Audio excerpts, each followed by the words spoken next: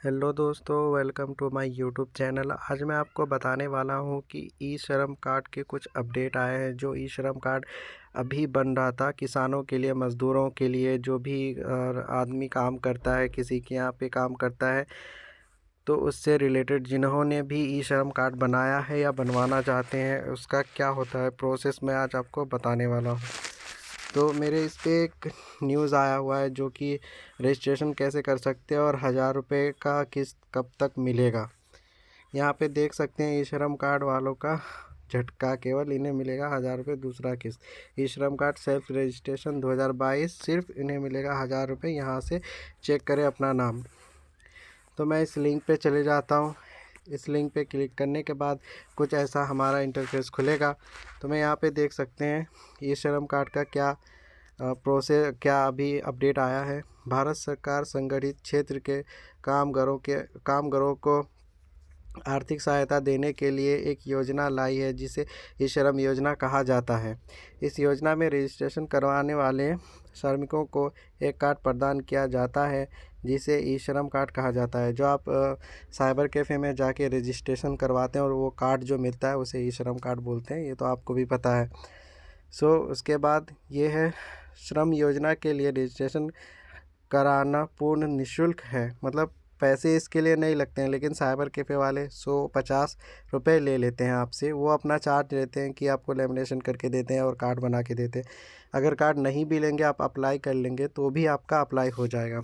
उसके बाद यहाँ पे आगे अपडेट है, अर्थात श्रमिकों से कोई चार्ज नहीं लिया जाएगा। सरकार ई श्रम कार्ड योजना में अब तक लगभग 20 करोड़ श्रमिक रजिस्ट्रेशन हो चुके हैं। मतलब अभी तक 20 करोड़ लोगों ने रजिस्ट्रेशन करवा लिया है।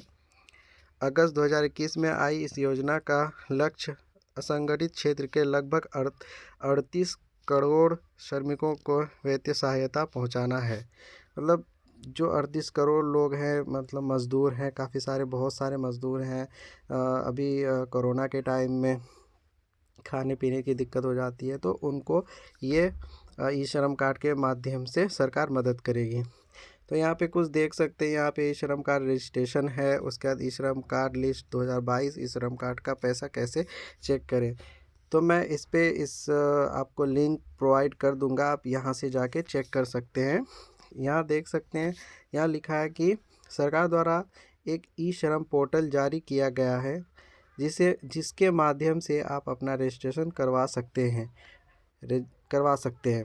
रजिस्ट्रेशन के बाद सरकार द्वारा जारी कार्ड के माध्यम से कार्डधारी श्रमिक पूरे भारत देश में विभिन्न सामाजिक सुरक्षा योजना का लाभ प्राप्त कर सकते हैं। ई श्रम योजना में श्रमिक को विभिन्न सरकारी योजनाओं का लाभ डीबीटी या डायरेक्ट बेनिफिट ट्रांसफ़र के माध्यम से सीधे खाते में प्रदान किया जाएगा। आपको कहीं पे जाने की ज़रूरत नहीं है। अगर आपका किस्त आएगा, ई श्रम का कार्ड आया, जो कार्ड आपने बनवाया है उसमें अगर किस्त आएगा तो आपके डायरेक्ट खाते में आएगा। किसी को कोई पैसे देने की ज़रूरत नहीं है कि मेरा चेक कर दो या कुछ भी। जब भी आएगा आपको मैसेज आ जाएगा। यह कार्ड पूरे भारत में मान्य है। मतलब आपने कहीं पे भी बनवाया है, कहीं पे भी, किसी राज्य में भी, ये पूरे भारत में चलेगा। आपको ये नहीं कि आप बिहार के हैं तो बिहार में बनवाया है तो बिहार का अलग बनेगा, दिल्ली में रह रहे हैं तो दिल्ली का अलग बनेगा। ये पूरे ऑल इंडिया के लिए है। तो यहाँ पे और आगे अपडेट है, ये कार्ड पूरे भारत में मान्य है तथा यह एक स्थायी कार्ड है जिसमें 12 अंकों का यूनिवर्सल अकाउंट नंबर प्रदान किया जाता है। एक बार यूएएन नंबर मिल जाने के बाद यह अपनिवर्ती होता है तथा इसे जीवन भर रिन्यूअल कराने की ज़रूरत नहीं पड़ेगी। कि आपका वो लाइफ टाइम के लिए कार्ड बन गया, आपको रिन्यू कराना नहीं पड़ेगा। जैसे आप ड्राइविंग लाइसेंस बनाते हैं, उसकी वैलिडिटी होती है 10 साल, 5 साल, तो इस तरह इसका लाइफ टाइम के लिए आपका रिन्यू नहीं कराना पड़ेगा। फिर आगे ये दिया गया है कि ई श्रम कार्ड में आवेदन करने के लिए आयु सीमा, मतलब वो अगर 16 साल से ज़्यादा होना चाहिए और 59 साल से कम होना चाहिए। 59 यहाँ पे दिया गया है। आगे का अपडेट मैं आपको पढ़ के बता रहा हूँ। भारत सरकार कि ई श्रम कार्ड योजना में रजिस्ट्रेशन करवाने वाले श्रमिकों की आयु सीमा सरकार द्वारा निर्धारित की गई है, जिसके लिए नियुक्त आयु 16 वो अधिकतम आयु 59 साल है। अगर आप असंगठित क्षेत्र में काम करते हैं, वो ईपीएफओ और ईएसआई के सदस्य नहीं हैं और आपकी उम्र 16 से 59 साल के बीच में है, तो आप इस योजना का लाभ प्राप्त कर सकते हैं। हमेशा कोई भी जो भी अगर ई श्रम कार्ड बना रहे हैं, इस बात का ध्यान रखना कि आपका अगर ईएसआई और पीएफ वगैरह कट रहा हो तो आप ना बनाएं, उससे आपको नुकसान हो सकता है। क्योंकि ये जो कार्ड है बन रहा है ओनली मज़दूरों के लिए बन रहा है, जो कि मज़दूर दिन दिहाड़ी करते हैं, तो उनके लिए बन रहा है। तो आगे का अपडेट है कि आवेदन करने के लिए योग्यता मतलब ई श्रम कार्ड एलिजिबिलिटी क्राइटेरिया, मतलब आपको मतलब क्या आप योग्यता होना चाहिए। उसमें कोई योग्यता नहीं होता है कि जो काम करते हैं उनका कोई योग्यता नहीं होता है, कोई पढ़ा लिखा होता है, कोई नहीं भी होता है। तो इसके लिए यहाँ आगे अपडेट है, केंद्र सरकार की ई श्रम कार्ड योजना में आवेदन करने के लिए आवेदक श्रमिक को कुछ योग्यता निर्धारित की गई है, जिसके अंतर्गत आने वाले श्रमिक इस योजना में आवेदन के पात्र होंगे। ऐसे प्रवासी श्रमिक जो निर्माण मजदूरी, रेहड़ी रेहड़ी पटरी मजदूरी या घरेलू मजदूरी करते हो और ईपीएफओ व ईएसआई के सदस्य ना हो, उन्हें संगठित क्षेत्र के अंतर्गत रखा जाता है। इस योजना में कृषि कार्य में काम करने वाले श्रमिक व बिना भूमि वाले, मतलब जिनके पास बिना भूमि वाले यानी जिनके पास ज़मीन नहीं है वाले किसान भी पात्र माने जाते हैं। आवेदनकर्ता श्रमिक आयकर का दाता नहीं होना चाहिए।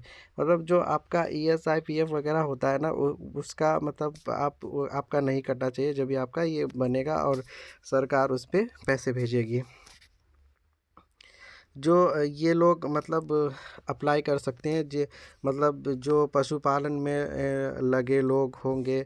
दूसरा है छोटे और सीमित किसान और बढ़ई और बुनकर, चमड़ा व्यापारी, नमक मंडी में काम करने वाले श्रमिक, बीड़ी व्यापारी, भवन निर्माण में लगे श्रमिक जो घर बनाते हैं, आरा मिल में जो मिल में काम करते हैं, चीनी वगैरह के, गुड़ वगैरह के, जो गन्ने के मिल में काम करते हैं। और आगे का ये है, इस सभी क्षेत्रों में काम करने वाले श्रमिकों को संगठित क्षेत्र के अंतर्गत रखा जाता है, तो इनको फ़ायदा मिल सकता है। ई श्रम कार्ड योजना में रजिस्ट्रेशन के लिए आवश्यक दस्तावेज, डॉक्यूमेंट फॉर ई श्रम कार्ड रजिस्ट्रेशन, मतलब आपको क्या डॉक्यूमेंट चाहिए उसके लिए, आप अगर ई श्रम कार्ड बनवाना चाहते हैं तो।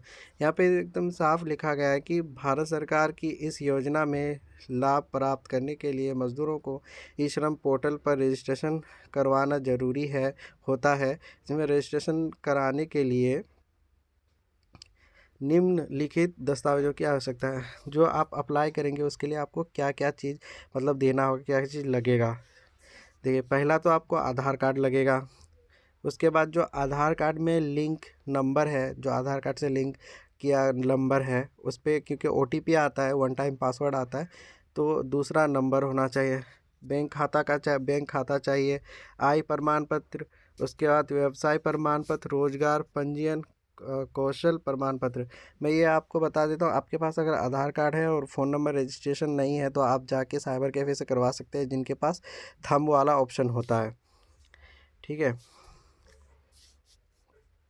और यहाँ पे लिखा हुआ है साफ साफ कि रजिस्ट्रेशन कराने के लिए श्रमिकों को कोई भी भुगतान नहीं करना होता है, मतलब कोई भी आपको पैसे देने की ज़रूरत नहीं है।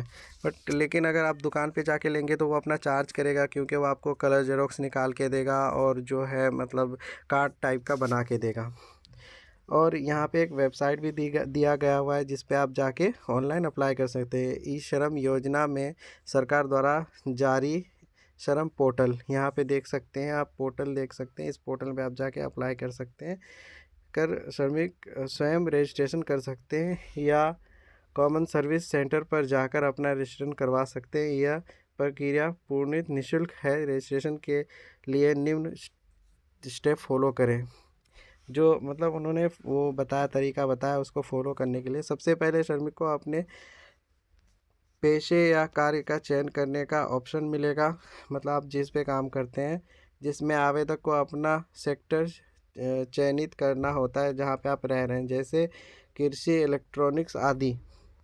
इसके बाद श्रमिक को उस पेशे का चुनाव करना होगा। आप चुन उसमें ऑप्शन होता है चुनने के लिए, अगर अपने से खुद से बना रहे हैं तो, जिसमें वह वर्तमान में कार्य करते हैं, मतलब जो जहाँ पे जो काम करते हैं उस पे वह ऑप्शन आ जाता है। आप जब रजिस्ट्रेशन करेंगे तो उससे लेबर हेल्पर का ऑप्शन आ जाता है। यह आवेदक द्वितीयक पेशा होगा। सरकार द्वारा जारी पोर्टल श्रमिकों को अपना नाम, शिक्षा, वर्तमान पता, अस्थायी पता, कार्य का नाम, संबंधित समय, समस्त जानकारियाँ देनी होगी। ये जो ऑप्शन होता है ये सारा कुछ आपको उसको भरने के बाद ही एक कार्ड बन के पूरा तैयार होता है, बैंक अकाउंट देने के बाद। अब इसमें लास्ट में ये बता रहा हूँ कि आपका पैसा जो है कब आएगा और कितने बजे कितना टाइम में वो आने वाला है। तो यहाँ पे आप देख सकते हैं, यहाँ पे लिखा हुआ है कि भारत सरकार की इस योजना द्वारा देश भर में असंगठित क्षेत्रों के श्रमिकों के कल्याण के लिए रोजगार मंत्रालय की पहल काफ़ी दमदार साबित हो रही है। यह पोर्टल पर रजिस्ट्रेशन लोगों के खाते में योजना से संबंधित पहली किस्त के 1,000 रुपये प्रदान किए जा चुके हैं। जिन्होंने पहले बना लिया था उनको 1,000 रुपये मिल चुका है और दूसरी किस्त आने वाली है। देश में कोरोना वायरस महामारी की वजह से ऐसी स्थिति बन गई है कि लोग भूखमरी का शिकार होने लगे हैं। ऐसे में सरकार की ये योजना श्रमिकों के लिए वरदान साबित हो रही है। जो मतलब अभी ऐसा हुआ था कि लॉकडाउन की वजह से काफ़ी सारे लोगों को बहुत सारी परेशानियां झेलनी पड़ी थी। तो मतलब उनको सरकार कुछ कुछ फ़ायदे दे रही है।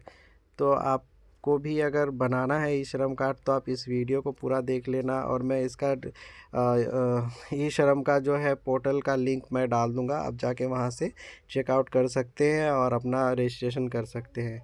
सो कैसी लगी आपको ये वीडियो, कैसी लगी जानकारी? अगर आपको जानकारी थोड़ी भी हेल्पफुल लगी हो तो मेरे चैनल को सब्सक्राइब कर देना, लाइक कर देना और दोस्तों के साथ शेयर कर देना। Thank you. जय हिंद।